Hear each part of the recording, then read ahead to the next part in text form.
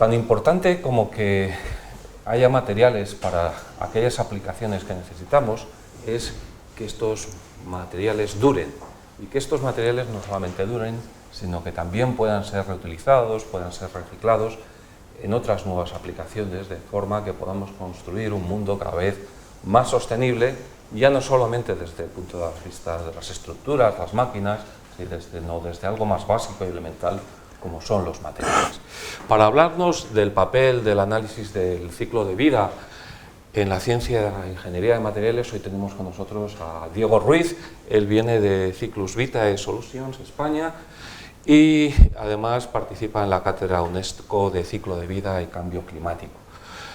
Él actualmente es el director de proyectos y responsables de formación de esta empresa, y su formación pues, es de físico. Los físicos estamos infiltrados por todos los lados. ¿Tú también eres físico? Sí, también de la misma especialidad de física de materiales en la Universidad Complutense, y luego pues realizó un doctorado en la Universidad Carlos III de Madrid y posteriormente pues ha sido profesor de esta universidad, de esa universidad, de la Carlos III, dentro del Departamento de Ciencia e Ingeniería de Materiales, Ingeniería Química, y posteriormente realizó, eso sí, un máster en Medio Ambiente y Arquitectura Bioclimática en la Universidad Politécnica de Madrid.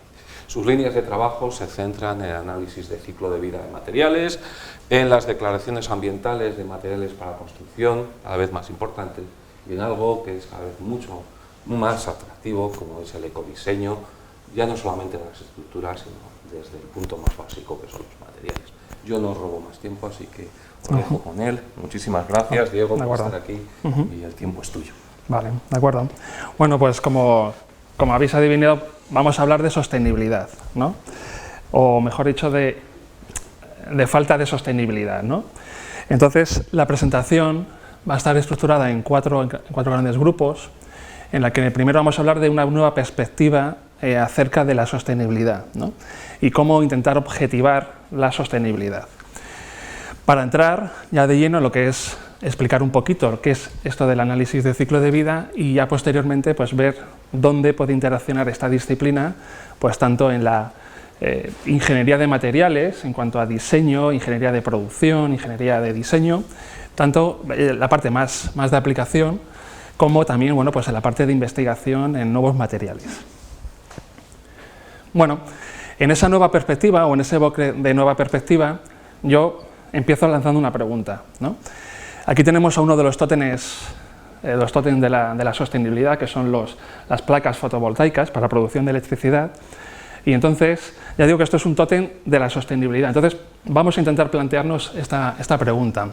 ¿Los impactos que se evitan por la generación de electricidad mediante estos paneles fotovoltaicos son capaces o compensan los impactos generados por la fabricación y fin de vida de estos paneles? Es decir, estos paneles sustituyen otras tecnologías que en un principio son más contaminantes para producir electricidad, como bueno, pues, la combustión de combustibles fósiles, y en principio, bueno, pues, debido a esa capacidad para producir electricidad con menos emisiones durante la etapa de uso, pues se han convertido, ya digo, pues, en una imagen de la sostenibilidad.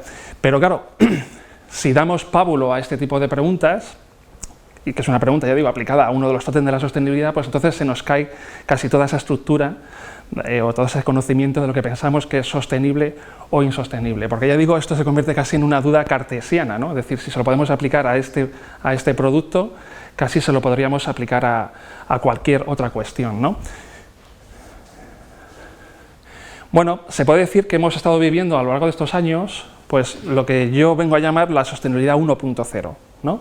Que es una sostenibilidad pues basada en estereotipos, basadas en clichés, en ideas preconcebidas de aquello que es ecológico, de aquello que es verde, de aquello que en principio parece ser sostenible, ¿no? En muchos casos estos estereotipos son bien intencionados, ¿no? Hay una buena intención detrás de ellos, pero en muchos de ellos ocurre que esa conclusión de sostenibilidad pues está basada en un desconocimiento de cuáles son los procesos realmente involucrados en ese proceso. En otros casos, directamente, esas ideas preconcebidas y esos clichés pues son producto de lo que se llama el marketing verde puro y duro, ¿no? Es decir, el lavado verde de productos, ¿no? Entonces, Bueno, pues posiblemente en esa sostenibilidad 1.0 pues nos podríamos encontrar con situaciones como las que se expresan en esta viñeta, ¿no? Tenemos un problema ambiental, tenemos un sistema donde hay pues a lo mejor un nivel alto de contaminantes, en fin, tenemos un problema que queremos resolver, ¿no? Y para la resolución de ese problema acometemos una acción, pues que en este caso pues a lo mejor consiste pues, en hacer un agujero en el suelo para incluir o meter en ese agujero pues, nuestro problema ambiental. Cuando termina todo nuestro análisis, pues a lo mejor nos podemos encontrar con la siguiente situación, es decir, hemos resuelto un problema, pero hemos generado otro nuevo problema. Es decir, hasta ahora la forma de reducir impactos ambientales de procesos, productos y materiales, pues ha sido llevado a cabo mediante análisis de sistemas cuyas fronteras o cuyos límites del sistema pues están inscritos en los límites geográficos y temporales de los centros de producción, ¿no? Pues bueno, vamos a disminuir, por ejemplo, las emisiones de CO2 o vamos a disminuir el consumo de energía. Normalmente nos acometemos un solo impacto o un solo vector ambiental y ya digo, esos límites suelen ser bastante reducidos o estar inscritos en los centros de producción. En la sostenibilidad 2.0 esos límites han de ser ampliados. ¿Por qué? Porque los productos y los materiales interaccionan con el medio ambiente pues desde el momento en que se extraen sus materias primas para producirlos hasta el momento en que pues, terminan en un vertedero o terminan en una incineradora, ¿no? En esa sostenibilidad 2.0, por tanto, hay que incluir las externalidades ambientales, ¿no? Es decir, no podemos dejar fuera de esos límites de análisis pues, muchos de los aspectos que se están dejando actualmente. Otro aspecto importante en esa sostenibilidad 2.0, no nos podemos centrar en un solo indicador, porque podría darse la situación de que podemos reducir el impacto asociado a un indicador y por tanto podemos estar aumentando otro indicador tan problemático como el primero. Por tanto, tendremos que trabajar en nuestro análisis con una batería de indicadores suficientemente representativos de cuál es el impacto de ese sistema bajo análisis. En esa sostenibilidad 2.0 hay otro factor muy importante. Para poder mejorar algo ambientalmente tenemos que poder comparar y para poder comparar hay que medir. Es decir, hemos vivido una sostenibilidad 1.0 basada en clichés, ya digo, en aseveraciones de que bueno, pues esto es ecológico o esto no tiene impacto porque es un material que es reciclado. Bueno, absolutamente todo tiene impacto. Es como cuando a uno le pregunta a un nutricionista qué alimento no engorda, ¿no? Pues te va a decir que de forma irónica, te va a decir que el único alimento que no engorda es el que te dejas en el plato, ¿no? Bueno, pues en temas ambientales o en temas de análisis de ciclo de vida o en esta sostenibilidad 2.0 pasa exactamente lo mismo. El único material o el único producto que no tiene impacto es aquel que no se produce, aquel que no se tira, aquel que no se transporta, aquel que directamente pues, no está en sus recursos para producirlo, ¿no? Bueno, también esa nueva versión de la sostenibilidad viene del hecho viene dada porque es necesario aportar contenido, sustanciar las aseveraciones, ¿no? Vivimos en una sociedad altamente tecnificada en la que tenemos normas para absolutamente todo, es decir, uno estudia un proceso de inyección de plástico y hasta para ver cómo fluye la granza de plástico en la tolva de alimentación de la inyectora, pues también hay una norma para eso, ¿no? Bueno, pues, ¿por qué no llegar a ese nivel de normalización o de intentar objetivar las cosas y consensuarlas y hacerlos todos de la misma forma, pues también en el terreno de la sostenibilidad, ¿no? Bueno, pues hay que tener, por tanto, pues una perspectiva integradora y holística de los impactos. Integradora en el sentido de que tenemos que considerar todas las etapas del ciclo de vida de un producto, de un material, ¿no? Y trabajar, ya digo, pues con diferentes impactos. Bueno,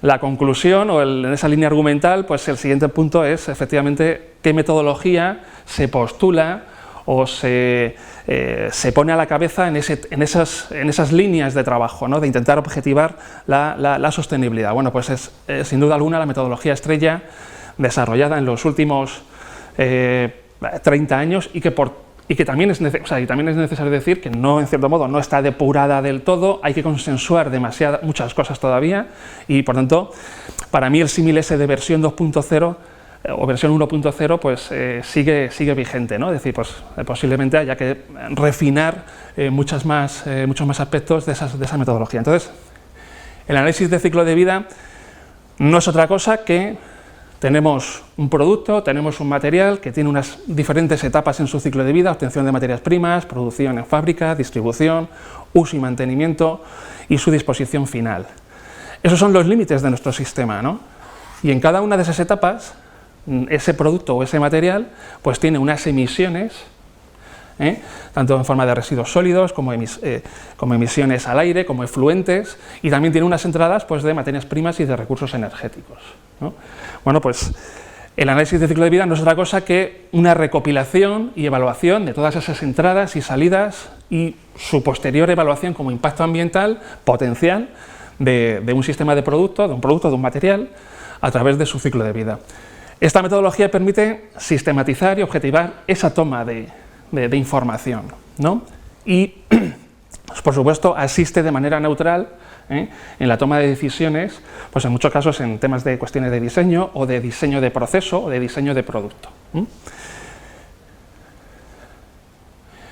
La Unión Europea ha apostado de forma clara y decidida por esta metodología para, ya digo, superar esa sostenibilidad 1.0 en el que parece que ya todo el mundo es sostenible, todo el mundo es verde, ¿no?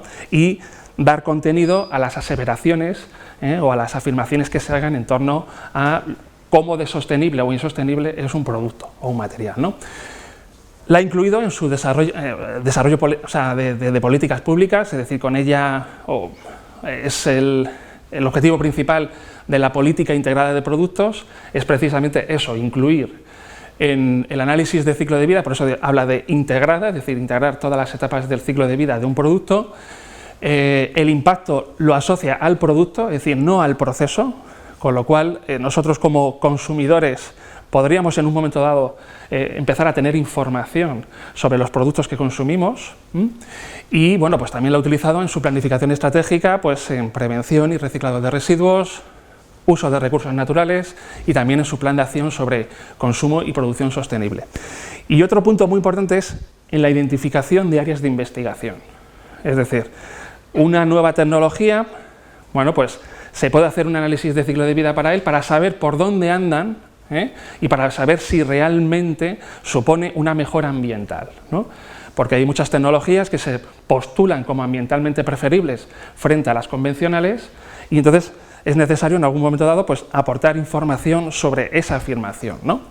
Y por supuesto, bueno, pues la Comisión Europea, a través del Joint Research Center, pues ha creado la plataforma europea. Ya digo, la apuesta por la Unión Europea por esta metodología, ya digo, es clara y decidida.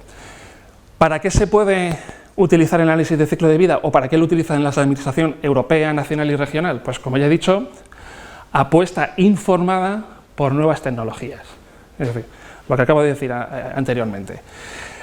Si una tecnología se postula como ambientalmente preferible, pues eso habrá que demostrarlo o habrá que aportar información objetiva de esa afirmación, ¿no?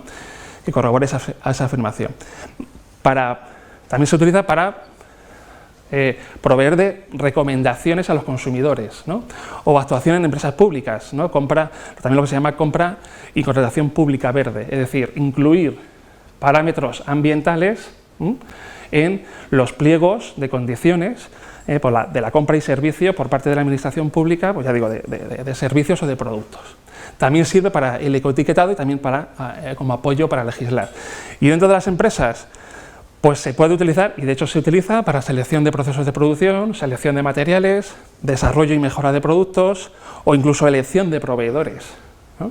Es decir, yo ando bastante en temas de formación y mucha gente el perfil de la gente o del profesional que asiste a esos cursos, pues en muchos casos es responsable de calidad o de medio ambiente de una empresa, y que la motivación para hacer análisis de ciclo de vida o hacer huellas de carbono es porque sus clientes se lo han demandado, ¿no? Es decir, sus clientes se lo demandan. Y por supuesto como una estrategia de negocio y de promoción comercial. ¿Qué tipo de impactos se evalúan en el análisis de ciclo de vida? Bueno, pues hay tres grandes áreas de protección, ¿no? Es decir, salud humana, recursos naturales y ecosistemas. De una forma un poquito más específica, pues se trabajan con indicadores como calentamiento global, destrucción de capa de ozono, acidificación, eutrofización, toxicidad humana, ecotoxicidad acuática terrestre, ecotoxicidad acuática marina, en fin. O, por ejemplo, indicadores como materiales para reciclaje o para valorización energética, ¿no? Está claro, o agotamiento de recursos abióticos, ¿no? Bueno, pues esos son los típicos indicadores con los que se puede trabajar en un análisis de ciclo de vida. ¿Qué aplicaciones podemos encontrarnos del análisis de ciclo de vida a la ingeniería de materiales o a la ingeniería de proceso o diseño de producto? Bueno, pues esta tabla es una tabla que he sacado precisamente de este artículo, en el que se refleja cuáles son los criterios o cuáles son qué criterios o qué enfoques o qué propiedades pueden entrar en juego en el diseño de producto, ¿no? Entonces, se puede decir que hasta Mangonom, este famoso autor en ciencia e ingeniería de materiales, pues es el que primero habla del perfil ambiental de los materiales, como un criterio más que se une a los tradicionales, pues de especificaciones técnicas, pues desde factores físicos, mecánicos, propiedades, las típicas propiedades de técnicas de los materiales, ¿no? Entonces habla de su perfil ambiental. Ese concepto se ve corroborado pues ya por autores como Ashby, y de hecho, bueno, pues vamos a ver a continuación que Ashby le ha dedicado un libro entero pues al perfil ambiental de los materiales, ¿no? Y bueno, pues aquí se habla de ecoatributos o ecopropiedades de los materiales. ¿Bien? Bueno, pues este es el libro precisamente que ya va por su segunda edición sobre materiales y medio ambiente, ¿no? Entonces, o incluso en el propio software de selección de materiales, realizado por la empresa Granta, bueno, pues nos encontramos con información ambiental de esos materiales, ¿no? Y de hecho a lo mejor puede ver en un momento dado pues que en una ficha de un material pues se encuentra con las propiedades como el polietileno, pues se encuentra con propiedades generales, propiedades mecánicas, térmicas, eléctricas, y esas ecopropiedades tanto de su producción como de su manufactura, es decir, de cómo se procesan ese material, ¿no? Evidentemente son datos bastante genéricos, pero bueno, le pueden servir a uno para empezar a discriminar, y de hecho en sus famosas tablas, en sus famosas gráficas en las que se cotejan dos propiedades, esas donde nos proponen un montón de materiales donde se cotejan dos propiedades, bueno, pues uno se puede encontrar o enfrentar el módulo de Young frente al CO2 incorporado de un material en su fabricación, ¿no? Precisamente para asistir a eso que hablábamos al principio, que era el tema del ecodiseño, ¿no? Bueno, ¿qué es eso del ecodiseño? Pues el ecodiseño no es otra cosa que el diseño de toda la vida, donde tenemos en cuenta o donde en nuestra mesa de trabajo aparece información técnica, información de costes, cuestiones legislativas, cuestiones normativas, es decir, todas esas ligaduras a las que está acostumbrado pues el diseñador de producto, ¿no? Ya digo, cuestiones puramente técnicas de cómo se comporta un material, de cuál es el desempeño de su material en servicio o en la pieza, o en el producto al que va a ir dirigido. Bueno, pues el ecodiseño no es otra cosa que ese diseño, el de toda la vida, en el que entra también en la mesa de trabajo del diseñador información ambiental, que contribuye como una ligadura más, pues o que afecta pues a la toma de decisiones, ¿no? Y aquí, bueno, vamos a poner un ejemplo, os voy a poner un ejemplo pues precisamente de esto último, ¿no? Este es un proyecto precisamente en la Escuela de Arquitectura de aquí de Madrid, pues acerca de la fabricación, bueno, producción de fachadas vegetadas, ¿no? Esas fachadas vegetadas, en principio, bueno, se sustentan a la fachada mediante pues una perfilería metálica en el que va colgada pues unas cestas que llevan a su vez el sustrato vegetal sobre el que crece la planta, ¿no? Bueno, pues cuando yo llegué a este proyecto, ya la decisión de cómo iba a ser esa cesta o ese contenedor o más bien ese sistema constructivo ya estaba tomado, ¿no? Si hubiese llegado a lo mejor anteriormente, o sea, antes de tomar esa decisión de que iba a ser la cesta o el contenedor, iba a ser de un material plástico inyectado, pues a lo mejor pues hubiesen trabajado pues con otras opciones, ¿no? Cuando uno llega a un proyecto, pues cuanto más avanzado está, menos capacidad para jugar o para tomar decisiones tiene, ¿no? Bueno, esa decisión ya estaba tomada, entonces había que tomar una decisión sobre qué tipo de polímero, con qué polímero se iba a hacer este contenedor, ¿no?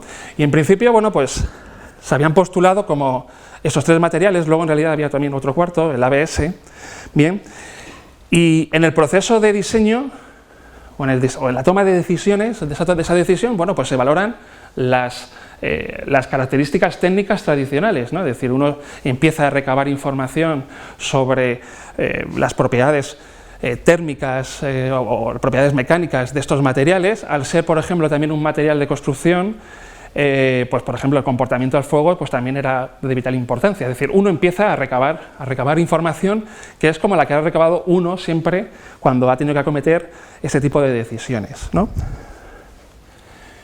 También nos encontrábamos con que los diferentes polímeros, por el hecho de tener un calor específico diferente, una densidad diferente o una temperatura de procesado diferente, pues también eso podría afectar a el consumo de energía durante el ciclo de inyección, ¿no? Bueno, pues también se recabó información en este sentido, ¿no? Es un ejemplo rápido, donde como resultado de esa evaluación ambiental, agotamiento de recursos abióticos, acidificación, eutrofización, calentamiento global o formación de oxidantes fotoquímicos, pues la opción de polipropileno o de polipropileno más talco es la que presenta mejor perfil ambiental, ¿no? De hecho, el polipropileno más talco no estaba en un principio considerado, ¿no? Se vio que el polipropileno a secas era el material o el polímero que tenía mejor comportamiento ambiental, pero cuando se hicieron pruebas de inyección, aquel contenedor no tenía las propiedades mecánicas requeridas, ¿no? Entonces, antes de irnos a lo mejor a polímeros que tuviesen un perfil ambiental peor, pues consideramos la posibilidad de hacer más rígido ese polipropileno con la adición de talco, y la adición de talco nos suponía, e incluso a veces suponía disminuir todavía un poquito más el impacto de ese material, ¿no? Bueno, pues esa adición de talco cumplía 2 funciones: mantener a raya los impactos ambientales y dar al material o al producto final la rigidez suficiente como para cumplir con la función. Hombre, normalmente en ecodiseño no gustan los materiales compuestos, porque los materiales compuestos luego dificultan su reciclaje, ¿no? Pero este es un material compuesto que de por sí mismo tiene valor en los propios centros de reciclaje, ¿no? Cuando una pieza se considera o se estima que, o simplemente porque viene marcado que es polipropileno más talco, se separa y se le da otro valor. Entonces, en este caso, porque ya digo, la adición del talco, bueno, de talco y de carbonato cálcico a polímeros es ampliamente es muy común, ya digo, en la industria del plástico, en la fabricación de piezas, ¿no? Bueno, pues aquí vemos un ejemplo en el que, por supuesto, hay que pedirle a ese material que cumpla con las especificaciones técnicas que se requieren, las tradicionales, las de toda la vida, ¿no? Pero bueno, pues podemos meter en la mesa de trabajo pues información ambiental. ¿Cuál es la finalidad o cuál es otra aplicación que puede tener el análisis de ciclo de vida? A mí me gusta esta transparencia porque, esta transparencia, porque bueno, a pesar de que a día de hoy todavía no es una realidad, es sin duda alguna la tendencia, y la voy a explicar. Supongamos que tenemos alguna característica, alguna propiedad, algún desempeño de interés técnico, es decir, cualquier propiedad en la que estamos interesados y que es muy importante para el cumplimiento de ese material, el cumplimiento de las funciones de ese material dentro de un producto. Bueno, pues lo siguiente es intentar evaluar esa propiedad. Y entonces acudimos a un ensayo, a una prueba, a un experimento. Bien, normalmente nos encontramos con que hay una normativa, hay una norma que nos permite hacer ese ensayo o esa prueba de una forma preestablecida y que, bueno, pues que todo el mundo la haga exactamente igual. Lo siguiente posiblemente que hagamos es buscarnos una entidad técnica que sea capaz de proveernos de ese test o de ese análisis. Hará ese experimento, hará ese ensayo, nos dará unos resultados y nosotros, como empresa o como fabricante de ese producto o de ese material, pues generaremos un informe o generaremos una documentación que se la daremos a nuestros clientes cuando nos pidan o cuando nos requieran información técnica de nuestro producto, ¿no? A diseñadores, arquitectos, en fin, cualquier persona que utilice aquel material. Bueno, pues podemos poner un ejemplo que es resistencia térmica de un material aislante. ¿Cuál es la prueba o el ensayo que se te utiliza para saber la resistencia térmica de un material aislante? Bueno, pues el método de medidor de flujo de calor. ¿Hay una norma? Efectivamente, hay una norma.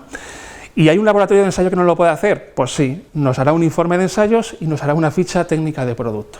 Y lo más importante, hay una tercera parte que verifica y acredita que ese laboratorio cumple con los requisitos y está capacitado para hacer ese tipo de ensayos. Bueno, pues, ¿por qué no le vamos a pedir lo mismo a la información ambiental?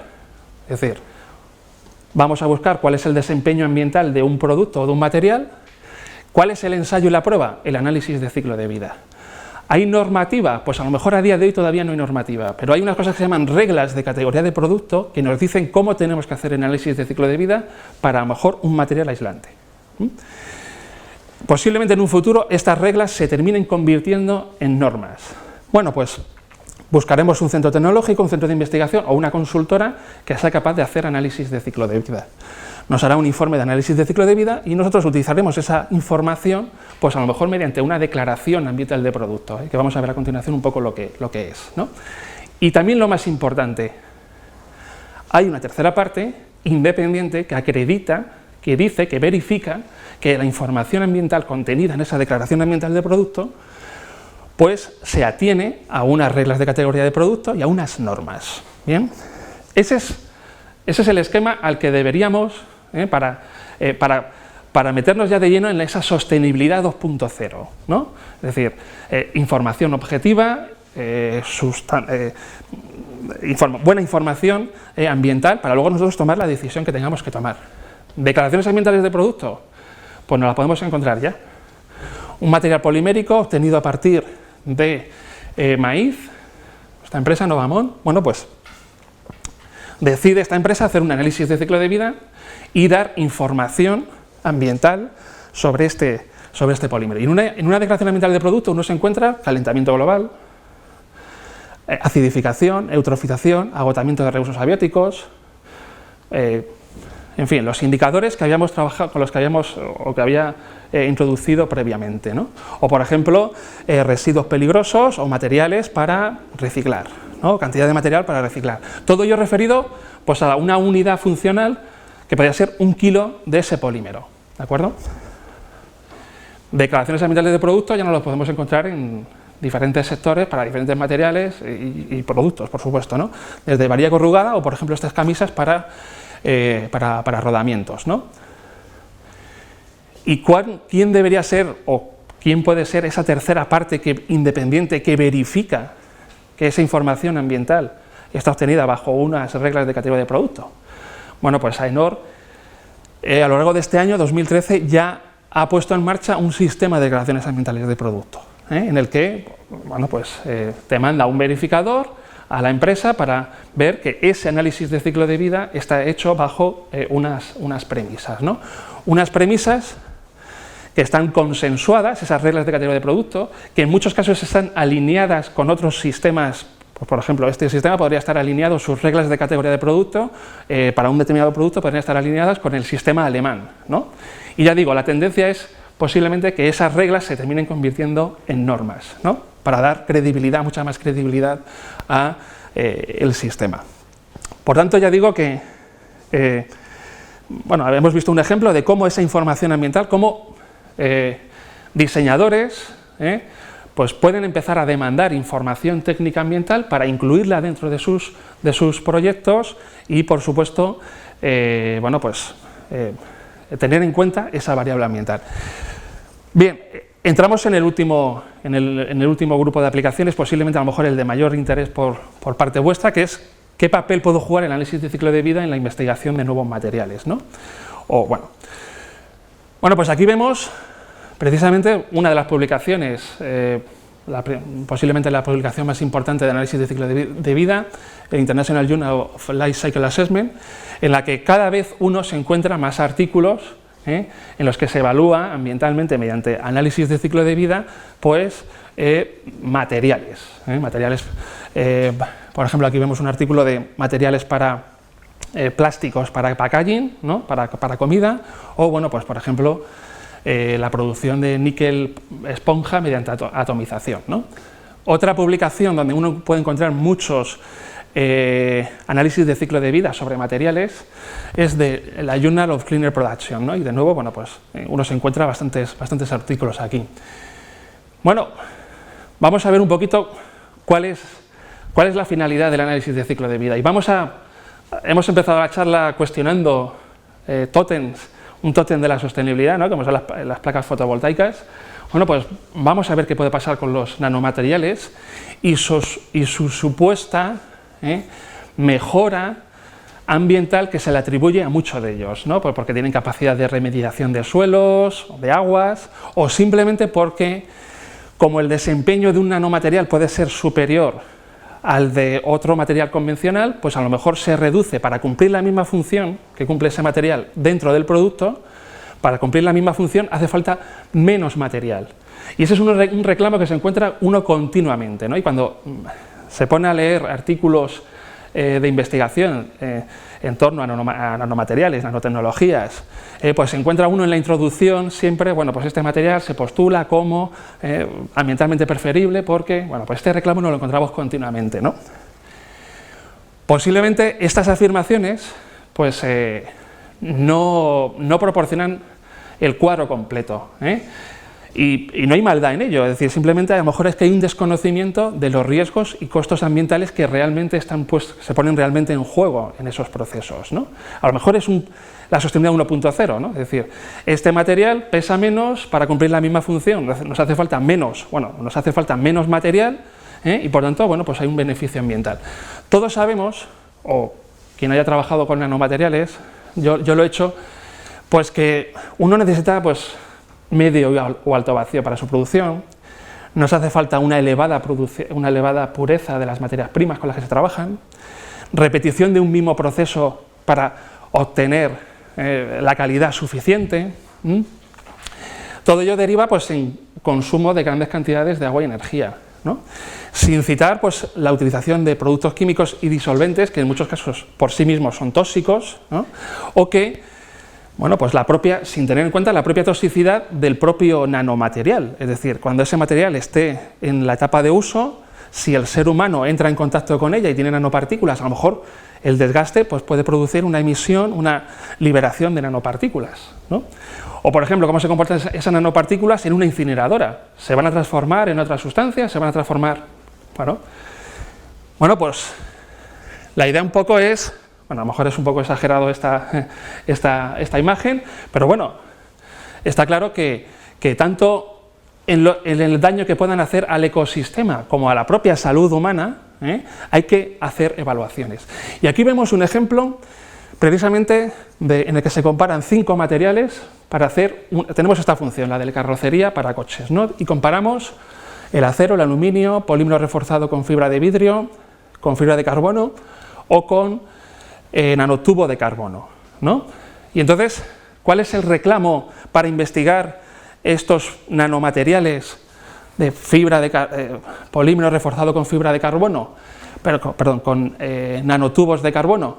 Pues lo que estaba diciendo al principio, la carrocería pesa menos y durante la etapa de uso el coche consume menos gasolina, ¿no? Entonces aquí nos hemos fijado en la energía incorporada en ese indicador y aquí estamos representando la combustión del diésel a lo largo del ciclo de vida de ese coche y también la producción del diésel. Cuando hablamos de producción del diésel es que nos retrotraemos a la extracción del petróleo, refino del petróleo, transporte, bien. Bueno, pues efectivamente es posiblemente esta, la de los nanotubos de carbono, la que presenta menor impacto ambiental o menor consumo de esa energía durante la etapa de uso. Lo que ocurre es que durante la extracción y producción de las materias primas, pues se produce muchísimo más impacto y de hecho se convierte pues, en la peor opción. Bien, es decir, nos podemos encontrar con esta situación, ¿no? Es decir, un trasvase de impactos porque estamos acostumbrados o porque ponemos los límites de estudio de nuestro material, pues solamente a lo mejor en la etapa de uso. Cuando aumentamos esos límites geográficos y temporales, pues a lo mejor se nos pueden descompensar las cosas. ¿Significa que hay que desterrar este material? No. Esta información hay que ponerle una serie de matices, ¿no? Significa que en la comparación con entre estos 5 materiales, para esta aplicación, con la actual tecnología con la que se fabrican este tipo de material, y desde un punto de vista ambiental, es la peor opción. Fijaos todas las matizaciones que he hecho. Y la primera matización, que es para esta aplicación, oye, si hacemos el análisis de este mismo material para otra aplicación, pues a lo mejor sale ambientalmente preferible. Es decir, los materiales sabemos que no son buenos o malos por sí mismos. Es decir, un material conductor es muy bueno si lo que pretendemos hacer es conducir electricidad o calor, pero puede ser pésimo si lo que queremos es aislar. Bueno, pues igual que tenemos esas propiedades técnicas a las que estamos acostumbrados, con lo ambiental sucede lo mismo.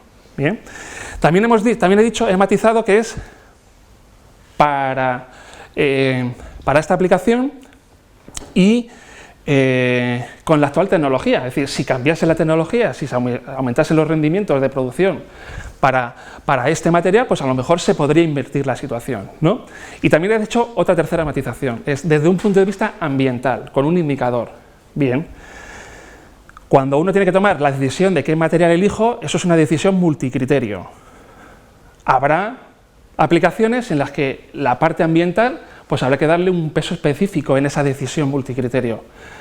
En otras aplicaciones, pues a lo mejor no se le da prácticamente peso, es decir, si queremos hacer la carcasa de un reactor nuclear, pues la parte ambiental o la variable ambiental, pues a lo mejor no tiene mucho peso, ¿no? Pero si queremos hacer la carrocería de un coche, que es un producto altamente extendido y que se hace un uso extensivo en toda la Tierra, en todo el planeta, pues a lo mejor ahí sí es necesario darle un peso específico importante a la parte ambiental. Bueno, el análisis de ciclo de vida puede servir para echar por tierra o decir, bueno, pues los autores de la gente que se dedica a trabajar en nanotubos de carbono para reforzar polímeros para su uso en carrocerías de coche, pues suele decir en la introducción, bueno, pues este material se postula como ambientalmente preferible porque se reduce. Bueno, pues a pesar de todas las matizaciones que hemos hecho en la anterior transparencia, ya conocemos aquel material de una forma más completa. Es decir, esa afirmación ya no es tal, es decir, ya no se puede sostener. ¿Bien?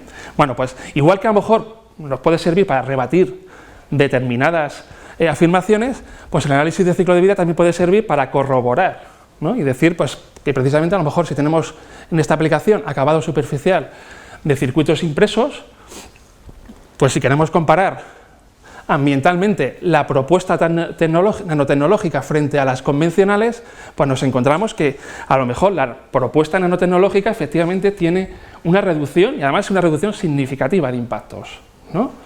Es decir, no solamente se reduce la presión sobre los recursos naturales, sino que también se produce una reducción considerable de energía primaria, de consumo de agua dulce o de calentamiento global, ¿no? Eso es en relación a impactos ambientales, pues a lo mejor sobre los ecosistemas, pero ¿y sobre la salud humana? Pues yo creo que debemos tener en cuenta las lecciones que hemos aprendido poco en estos años, ¿no? Aquí pongo el ejemplo del amianto, ¿no?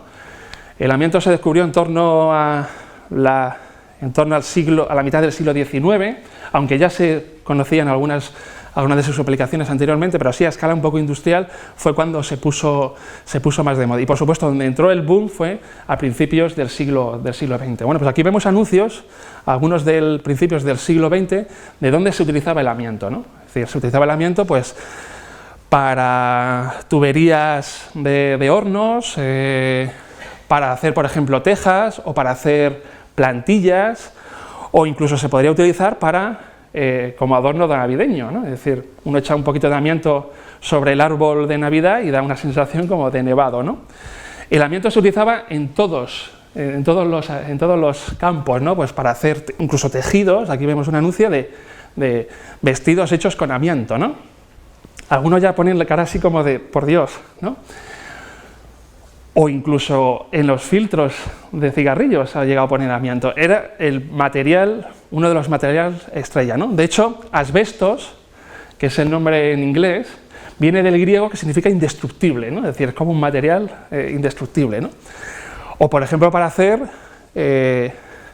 para cocinar, ¿no? Papel de estos donde uno pone el asado, ¿no? Y eso incluso tiene su traducción en los héroes y los villanos, ¿no? Aquí vemos un ejemplo de la antorcha humana, uno de esos cuatro fantásticos que se encuentra en un momento dado pues, con la Asbestos Lady, ¿no? Es decir, una mujer química brillante que, bueno, pues, que decide caminar por el lado oscuro, ¿no? Y entonces hace ladrona de bancos, asalta bancos, ¿no? Y en este episodio pues ella tiene un vestido de amianto y por tanto es capaz de enfrentarse a la antorcha humana, ¿no? Que es aquel superhéroe, ya digo, de los cuatro fantásticos, ¿no? Bueno, pues esto puede pasar a lo mejor con los nanomateriales, es decir, nanomateriales se postulan como, bien, perfecto, e incluso uno ve ya que determinados héroes o villanos de cómics y de películas empiezan a incorporar nanotecnología en sus trajes, ¿no? Y ¿cuál es la realidad? Pues esta ha sido la realidad al cabo de los años, ¿no? Es decir, que incluso para extraer el material, a lo mejor en un tejado, pues el operario tiene que ir forrado hasta arriba por el riesgo que puede ocasionar, ¿no? ¿Qué significa esto? Pues significa que posiblemente en las directrices del desarrollo de nuevos materiales tendremos que trabajar en el enfoque tradicional, el que todos sabemos, el que todos estamos acostumbrados, que es expansión de las fronteras del hombre.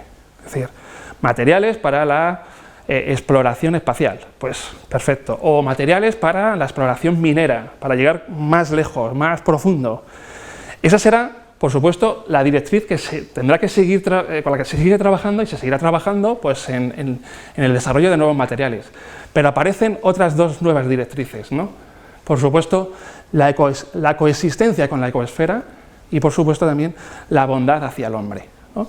Y son estas dos nuevas directrices las que cada vez tienen más peso, ¿eh? Producto de esto, 7º programa marco de investigación en Europa, en concreto, de forma transversal a cualquier tecnología, incluir el enfoque de análisis de ciclo de vida en los análisis de nuevas tecnologías. En concreto, para materiales o nanomateriales y nuevos materiales, pues nos encontramos continuamente frases, alusiones a que en los proyectos habría que intentar evaluar ambientalmente, mediante análisis de ciclo de vida, materiales y, por supuesto, esas tecnologías, ¿no? Uno se encuentra frases o se encuentra alusiones, pues por ejemplo, para materiales ligeros para coches, ¿no? Bueno, pues es necesario o sería conveniente hacer análisis de ciclo de vida en esa evaluación, ¿no? De hecho, EUMAT, la plataforma europea para materiales avanzados y nanotecnología, bueno, pues tiene precisamente un grupo de trabajo en análisis de ciclo de vida y de riesgos ambientales, ¿no? Aparte de, por supuesto, materiales para la energía, es decir, los típicos grupos o las típicas áreas de trabajo en búsqueda de nuevos materiales, ¿no? Aquí nos encontramos lo mismo, es decir, en una charla que yo asistí en el CSIC sobre fronteras en ciencia de materiales, pues precisamente se habla de que el análisis de ciclo de vida pues, también es una información que cada vez aparecerá más en ese tipo de investigaciones o de evaluaciones de los evaluaciones de los materiales. Y por supuesto seguridad para las personas, como he expresado anteriormente, y fabricación a lo mejor pues, con 0 emisiones. Hombre, esto es difícil porque ya digo, todo tiene impacto, pero bueno. ¿Cuáles son las conclusiones así para para finalizar después de toda esta charla? Bueno, pues hemos visto que es necesario objetivar la información ambiental. Hay que aportar información y sobre todo hay que aportarlo con un enfoque integrador, es decir, con ese enfoque de ciclo de vida, ¿no? Bien, sea cual sea el beneficio real del análisis de ciclo de vida, ha aparecido, está aquí y se va a quedar con nosotros, ¿no? Porque planteado de la forma en que lo he planteado al principio, su aplicación es transversal, es decir, se puede aplicar a ciencia y ingeniería de materiales, pero se puede aplicar sector agroalimentario, sector químico, cualquier sector, ¿no? Es decir, cuando queremos saber o conocer impactos ambientales. Al menos para la Comisión Europea, ningún material, producto, nuevo desarrollo, investigación podría llamarse sostenible si no lleva detrás de él, bueno, pues una serie de estudios de análisis de ciclo de vida, a lo mejor hechos por diferentes grupos de trabajo para que los resultados a los que llega un grupo de trabajo pues se vean apoyados por los de otro trabajo, es decir, la típica, o sea, la forma en la que se trabaja en investigación, es decir, uno puede obtener un resultado, pero si otros no son capaces de reproducirlo, pues a lo mejor se pone en duda, ¿no? Pues aquí hay exactamente lo mismo, ¿no? Diferentes grupos de trabajo pues pueden hacer diferentes análisis de ciclo de vida y ellos apuntar en la misma dirección, ¿no? Bueno, otro dato importante, se prevé un crecimiento en la demanda y oferta de información técnica ambiental basada en ciclo de vida, ¿no? Por tanto, es necesario capacitar a profesionales para la generación de esa información y en muchos casos no solamente para la generación, no es necesario que todos los profesionales de un área pues sepan hacer un análisis de ciclo de vida, pero sí que a lo mejor sepan gestionar esa información. De la misma forma que un arquitecto sabe que un material aislante tiene esta transmitancia térmica y él la utiliza, y él en ningún momento sabe cómo a lo mejor se determina esa transmitancia térmica, pero sabe gestionar esa información y la incorpora en su proyecto y toma decisiones. Se coge el código técnico, zona climática, y para esta zona climática me hace falta tal nivel de aislamiento, y yo decido qué material aislante cojo. Sé gestionar la información térmica de ese material, pero no sé cómo se genera. Pues a lo mejor ese tipo de profesionales tiene que adquirir experiencia en la gestión, es decir, que se coja una declaración ambiental de producto y sepa lo que le están diciendo y sepa incorporarla en su proyecto, ¿no? Y por supuesto, en el mundo de la ciencia e ingeniería de materiales, por supuesto, no es ajeno a todo esto y hemos visto, pues que se aplica, pues ya desde un punto de vista lo más práctico posible de ingeniería de diseño, de ingeniería de producto, como pues a lo mejor en la investigación o en la I+D+I, ¿no? De nuevos materiales. Y de hecho, en ese sentido, bueno, pues a lo mejor que un proyecto lleve o incorpore una tarea de análisis de ciclo de vida, de evaluación, pues puede estar bien visto a los ojos de un evaluador, ¿no? Bien, bueno, pues esta era la presentación, ya he terminado. Muchísimas gracias, Diego, porque ha sido una presentación muy educativa, muy instructiva y que abre, yo creo que muchos mundos, el cual pues, mucha gente va a terminar trabajando en los próximos años. No sé si tenéis alguna pregunta. La normativa es esa. Perdona un momento, porque para recogerte bien te paso el micrófono.